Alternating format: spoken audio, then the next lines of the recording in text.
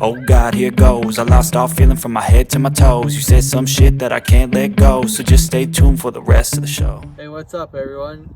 This is my motorcycle. I thought I would just put it on my channel just to show you guys. I'm a big Harley Davidson fan, and you have to excuse us, we're outside. Hopefully it's not too loud with the traffic going by and stuff. But anyways, this is my 2012 Harley Davidson Road Glide Ultra. And I just wanted to show you guys the bike and show you some of the stuff that I've done to the bike to make it kind of my own, with my own style, my own taste. So yeah, let's get into it. I'll show you guys what I've done. So this bike has almost no chrome on it, and that was by design. I like the blacked out look of these motorcycles, and I thought that it would go really well with this color of paint. This paint is called Big Blue Pearl. Either that or they have like a deep crimson red that I thought would look really good. Anyways, I bought this bike used, and I powder coated almost all of the chrome myself. There was only a few parts and pieces that I did not powder coat because either they came like that or it was just easier to buy them like that. Examples are these signal lights. These signal lights came already black. The bars already came black. The mirrors already came black. The grips came black. What else? Oh, the bag reflector inserts came black. And then I actually have a tour pack because it is an Ultra. And on the tour pack, I've got the hinges and the latches. I bought those in black because I didn't want to take them all apart. And this fuel door button, just the button, just this button, that one there, that's it. Everything else, I did all my own powder coating, which was a lot of work, but I think it turned out good. Anyways, I'm going to go through all the parts and pieces that I changed out from the stock to what you see here. So one of the things I wanted to do to really change the look of the motorcycle is change the wheels. I was not a big fan of the turbine wheels, which was an aluminum factory wheel with a whole bunch of tiny little spokes. And I went to this Enforcer style wheel, which was available on later models, but it was a direct bolt in with the stock calipers. So that worked out really good.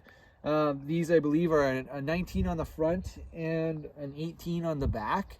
Original size wheels. I believe this was a 17 and the back was a 16. I could be wrong on that. Anyway, so some of the things I did was the wheels, and then this is a Clockworks fender that I had painted to match the bike.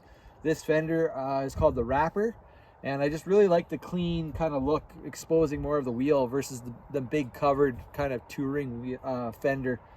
Also did all the powder coating on the lower legs and the cowbells. I did all the powder coating on the crash bars, the mounts, the foot pegs, the caliper covers. I did all of that. Then this is just an Amazon headlight. Works really well, and it was about a quarter of the cost of a Harley Davidson Daymaker headlight. So I went with that. The other thing is I went with all of these black chrome braided cables and lines. So these are your brake lines, and then I got the clutch cable and everything to match, just because I wanted these to be, you know, not chrome and stuff. So these are the factory 47 Malo bars. They're only a 12-inch rise. I could have went with a 14, but decided to go with the 12-inch instead, just because I didn't want my hands to be too far exposed above the fairing while I'm riding. My arms are fairly straight out as it is, and they're not in an upward position, so they're very comfortable. And the problem with the factory bars was my wrist angle was kind of bent in like this, so these ones are more of a straighter, more comfortable ride for me. What else did I do here? Obviously I did the new, I can't even remember the name of the grips, these grips from Harley Davidson, and then I powder coated the levers. I powder coated this button, the dash, Rockford Fosgate system in the bike so that we can have some nice loud tunes, right? Because I put some of the loudest fucking exhaust you can put on a bike, so I had to put on the loudest stereo you could put on the bike to hear it over the exhaust.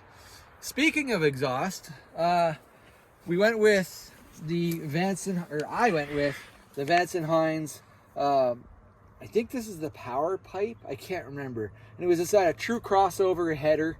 Power duals maybe, and into these are Tab Performance BAM sticks with zombie baffles, and BAM stands for badass mufflers, and the tagline is loud enough to wake the dead, and I can attest to that. These are the loudest fucking mufflers you've ever heard on a bike. They're awesome. So, but anyways, you can see in here, I took all of these covers off and I powder coated all of this stuff. I powder coated this. Like everything that's black here was powder coated by me. Sorry, everything that was gloss black. The satin black I did not. I did not want to take apart the engine, just because I'm a believer in that if it's not leaking and you don't need to take it apart, then don't, because I don't want it to leak. I think it looks kind of cool. It's kind of like the chrome V, the engine, the showpiece. You know, this the part of the bike that kind of catches your eye. You know, I did the bag brackets, the bag latches, the strut covers inside. Everything's all powder coated black. This is just actually Plasti Dip spray, which works really well for some of that stuff. On my tour pack, it's not in the video, but I did do some of that as well. The rack on it and the hinges and all that stuff is blacked out too. So while I was doing all the work, I got the quick detach kit for my tour pack, which I've got the docking hardware, and these are just magnetic caps to kind of cover them up. And then I put a Street Glide style of rear fender on here. So I've got the lower lights, which I had to wire in myself, because this was not a factory option on this bike. And then I had to get the lower mount for this. I blacked all this out, and then I went with the LED, smoked LED lights. So you can see there's the Amazon kind of day glow or whatever. I can't remember. Anyways, the Daymaker, that's it. The Amazon Daymaker knockoff. There's the low beam. That's the high beam. It works pretty good.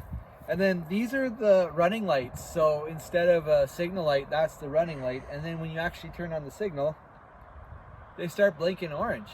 That's pretty cool. Those are all from Cycle Dynamics. All of the lights I put on were from Cycle Dynamics. And come around to the back, and I'll show you back here. So again, here's the tail light, which is pretty bright. Can you see the triple light on the bottom of the fender as well? I wired that in for another auxiliary brake light. And then here's where our signal lights, nice and bright, and I went with the red smoke as well. So on this side, again, did all the powder coating myself on all of this stuff, all of the black parts and everything. You can see here, you know, the kickstand, the floorboards, the primary cover, all of that stuff. The bike's quite dirty because I got caught in a few rainstorms, and it's a real pain in the ass to try and clean the engine and stuff. But when I had it all apart, I also did a few other things. I've got a upgraded stator in the bike, and then I've got an upgraded clutch basket with a little bit heavier springs and more clutch plates and stuff. And then I got the bike dyno tuned by some good friends of mine in Spruce Grove, and the bike was dynoed at 89 horse, 103 foot-pounds of torque at the rear wheel, which is pretty damn good for just a stage one. So I know this looks like a factory seat, but this is not. I took it to a custom upholstery shop, and I wanted to mimic the Harley Davidson Tallboy seat. So the Tallboy moves you up and away from your handlebars to try and extend your legs out when you have them resting on the floorboards. So the custom upholsterer, he added an inch of memory foam into the base of the seat, and he cut out as much as he could in the back here to move me back. And then he took an inch of foam out of the passenger seat, and then he added an inch of memory foam into there so that my wife or my daughter or whoever is nice and comfy on the back. The other thing was I had the air shocks in the back. One of the air shocks started leaking, so I decided that it was cheaper to buy progressive coilovers instead of just one air shock from Harley Davidson. So that's what I did. Ride's okay, could be better, but for the price it was worth it. Oh, hey guys, it's the next day, and I want to just put my tour pack on the bike so you can see it. And this is what I was talking about with like the hinges here, and on this side the latches and the lock cover. Those things I just bought from Harley Davidson because it was easier just to buy them already black powder coated. But I powder coated the rack, and then I Plasti dipped this emblem in the bottom of this tail light, which you can't really see, and then this emblem. I put the little antenna stubs on there because I'm not running factory antennas for the CB or anything else. You can see there's the quick detach tour pack kit. And then also, I don't know if you can really tell, I don't have them connected right now, but these here along the bottom edge are the actual smoked side bag lights. So with the bike off, it looks really clean. There's no like reflectors or anything kind of like red or orange on the whole side of the bike. But when you have the tour pack all plugged in and you fire it up, that's nice and red and looks pretty cool. So yeah, there's the tour pack, and that's what it looks like on the bike. And yeah, I guess there's only one thing left to do. I'm standing here claiming this is the loudest exhaust I've ever heard, so I'm sure you guys want to hear it too. So again, this is the Vance & Hines power dual header and tab, 4-inch tab BAM sticks with zombie baffles. Ugh, that's a mouthful. Okay, here we go.